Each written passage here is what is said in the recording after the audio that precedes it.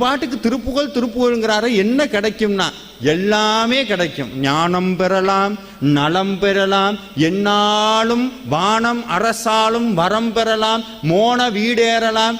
Sir புரிகிற மாதிரி சொல்லுங்க சார்.